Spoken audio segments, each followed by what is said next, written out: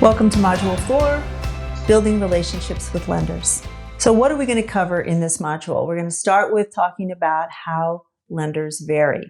And if you go back and read the lending landscape document from the first module, you'll get a lot more detailed information about that.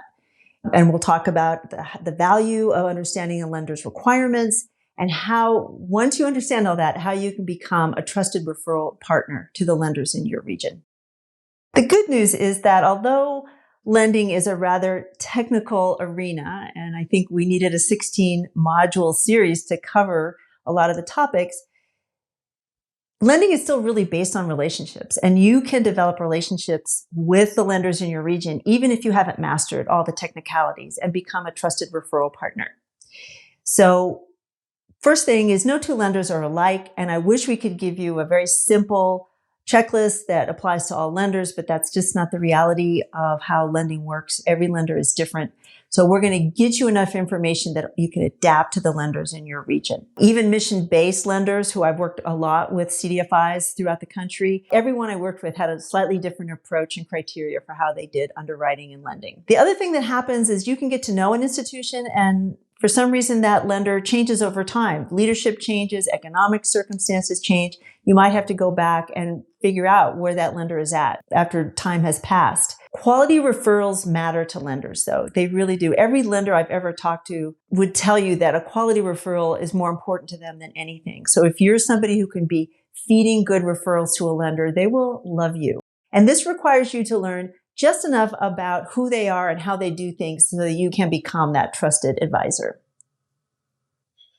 So in order for you to play this matchmaking role, you need to think like a lender, or at least know how a lender thinks. So let's look at what's inside a lender's head. They need to meet their institution's 5 C's when they look at a project, and we'll give you more information about that. They need accurate financial documents for showing historical, or in some cases, projected cash capacity. They need to match deals to the products that they have. Every lending institution has certain products that have all kinds of criteria and structure. They're doing their own matchmaking internally between the applications they see come in the door and what products they have available to them at their institution. They need to satisfy shareholder or funder expectations. Whether they're a nonprofit or for-profit institution, they are answering to somebody who's providing capital to them. They need to stay aligned with their state and federal regulations. Again, every lender out there, except maybe some online lenders, have regulations they're responsible to adhere to. They need to mitigate risk and be profitable to some degree. And they're less interested in the story and more interested in the numbers. And I say that because, again, if you're working with young or new business owners, I've worked with many who are so enthusiastic about their product and their service, and they want to just talk about how everybody and their brother needs their product or service. You need to help them understand that a lender really needs to look at the numbers. And you can talk a little bit about your enthusiasm for the business, but you're going to have to move your client over to addressing a lender's headspace around the whole number side of the business and the application. So a little more here about how to think like a lender, understand a lender's perspective. Relationships still matter to lenders, even though technology is coming in on all sides for all of us. But lenders can't tell you everything. They're going to have criteria and requirements that are happening in their institution that they can't exactly tell you about. For example, they will have things like portfolio concentration limitations. I worked with a lender once who, I think they told me something like 48% of all their defaults were in the restaurant business at one point, and they had to just put a moratorium on lending to restaurants because they were overly exposed in that area. There may be state regulations or other kinds of regulations that just prevent them from considering certain types of deals at certain times. Lenders really do need to get paid back, and they've all been burned at some point. If you're watching this and you haven't been a lender yourself, you might think, boy, these lenders are so picky and they say no to so many things.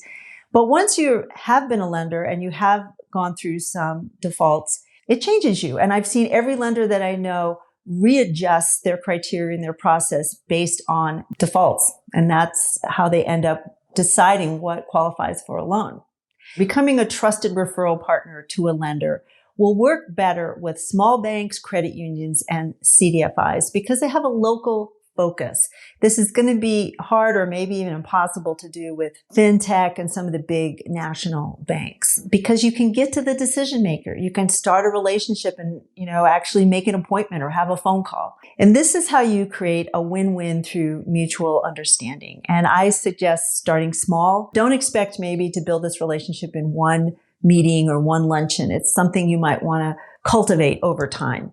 Also, another way you can get information out of them is share information. Be reciprocal. If they're willing to open up to you, open up to them. Focus on lenders who are invested in a referral process. There are institutions that incentivize this kind of relationship building in the community and others that don't. And it's pretty evident right away when you start to talk to some of the loan officers.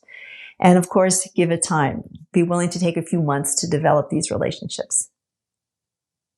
So don't assume lenders know all about you either. So one of the things you can do in this building a relationship process is make sure they understand what you do and what you offer and how you prepare clients for the loan process and how you're willing to go back and forth with a particular deal so that you can build a stronger package. Or perhaps you could say to them, hey, if you get a decline, you get a loan package that you have to say no to, send them to us and we'll see if we can improve that package so you can get to yes.